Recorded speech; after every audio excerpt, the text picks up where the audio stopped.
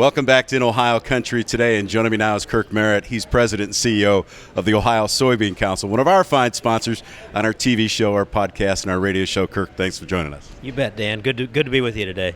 We're here at Farm Science Review, of course, and it's a beautiful day and great traffic here, and some of the topics that we've been talking about are pretty exciting, but let's start with some of the expanding markets and where those checkoff dollars are going.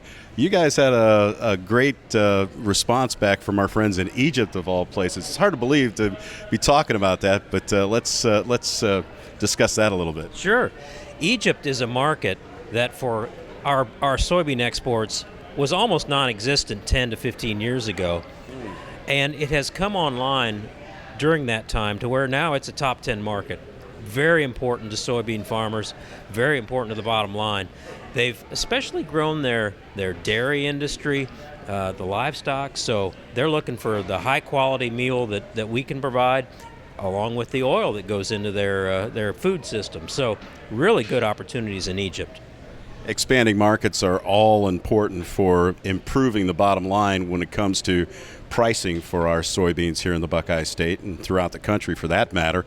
It's not just Egypt, though. It's interesting to see that there are some other markets that are interested in our beans, and growing that's going to be terrific for the bottom line and going into the future. Oh, there are great opportunities out there.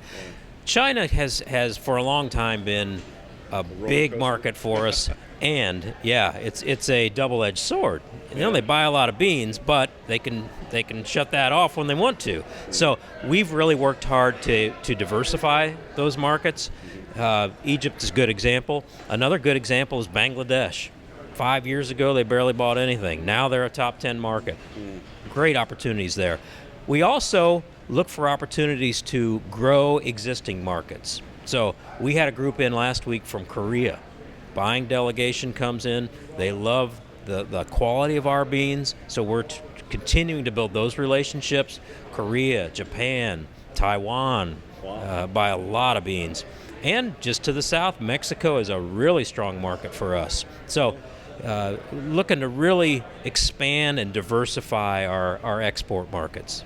It's got to be kind of fun when those delegations come to Ohio to kind of show off what we have. The USDA just recently announced that Ohio has the best-looking beans in the country, so we ought to be pretty proud of that. But how cool is that when those delegations come to Ohio for you to be able to show off what we have? Oh, it's great. We take them to suppliers, so they tend to be the delegations that come in tend to be food grade, not always, but tend to be focused on the specialty markets. So we take them to the buyers, and as you well know, Dan, there are no better food grade beans in the world than those that come from Ohio.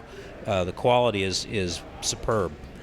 Beyond that, even when it's not a specialty market or food grade delegation, the quality of Ohio beans, for whatever purpose, are known worldwide as among the best. So we enjoy bringing those groups in, taking them to the farm, letting them see the crop. They come in this time of year, you know, they're curious, how's the crop doing? So it's a great opportunity for us to build those relationships and continue to expand the sales into those markets. Well, part of expanding is making sure that there's a future for that product, not just selling that whole product overseas, but the research and development that goes into new products. Some pretty exciting things when it comes to getting in the lab, and the arable lab is something that you guys have invested in and is continuing to prove to be somewhat of profitable investment. Oh, yeah. We're really excited about what's going on at the Arable Research Lab. Yeah. We have our own lab. We have a small team there. All they do, all day, every day, is try to find new uses for soybeans, consumer uses, industrial uses, trying to, for the long term, build new sources of demand. We're really excited about that. There are great opportunities there. We're working directly with companies, so we're trying to only pursue something that might have a market. You know, these are not just kind of pie in the sky, might work, might not. Working directly with a company that has a need, wants a soy-based solution for that need, and we try to find a way to make it work, bring it to the market, expand the demand, benefit soybean farmers. We know soy is green. We know soybeans are green. but some people don't understand how green they really are when it comes to all these different products that come from the soybean. Oh yeah. It's the probably the best solution for a company that's looking for an environmentally friendly, cost-effective, green product. Doesn't get any greener than what we're standing in front of as far as soy biodiesel is concerned. So tell us about any updates as far as that product is concerned. Yeah, we're continuing to promote soy diesel, whether it's biodiesel or renewable diesel, and maybe down the road sustainable aviation fuel from soybean oil. Very good. There are great opportunities for that. The opportunities for biofuels, whether we're talking ethanol or soy diesel, are tremendous. There is, from everybody, there's a push to be more environmentally friendly. There is no better way to do that if you're looking at a liquid fuel than soy diesel. It's better for the environment, it's better for the engine, and it's good for farmers. So we continue to promote that. The biodiesel is the traditional and still very viable solution. Renewable diesel is coming on the market. It's mainly a West Coast opportunity right now, but we think that is something that will also be important wherever you're going to be in the longer term future. Yeah, we did a little story on the fact that airlines are looking deeper into using that as an alternative to traditional diesel fuel, if you will, for the jetliners and stuff. One of the things too that I wanted to bring up, just kind of wanted to get an update on Ohio Lake. We haven't been talking much about that. What can you tell us about that? Yeah, Ohio Lake was something that made kind of a big splash several years ago, and then didn't take off the way folks thought it might. The good news is, the demand is growing. The acres are growing. We think there is a real opportunity there. I think so too. And the food service industry, the more they get it, the more they like it. So if we can continue to supply, I think there's great opportunity there. Ohio is a hotbed for Ohio Lake. Yes, it's not a ton of acres yet, but we see opportunities for growth.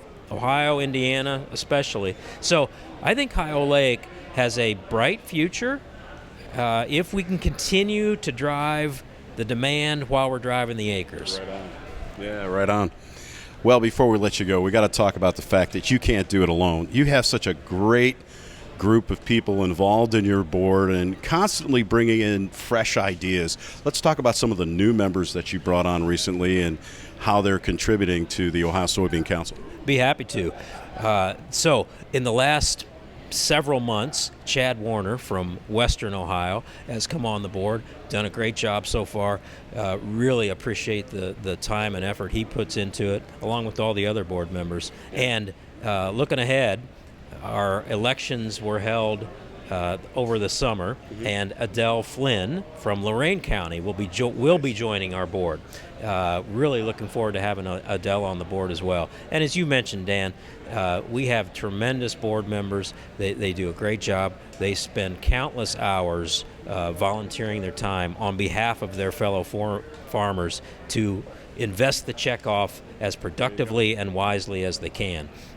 All the decisions on checkoff funding are made by farmers on behalf of their fellow farmers. Yeah, and that's what it's all about, making sure that producers are getting the biggest bang for their buck, the best return on their investment, and who better than to have producers on the board? And you guys have done a terrific job with that. You know, Kirk, I can't tell you how much we appreciate your support on our TV show, our podcast, and our radio program. If people want more information, they can go to soyohio.org, and we'll have a link to it at our website at inohiocountry.com. Kirk Merritt has been our guest. Kirk, as always, thanks again, man. Thank you, Dan. Appreciate it. And we'll be back with more In Ohio Country Today right after this.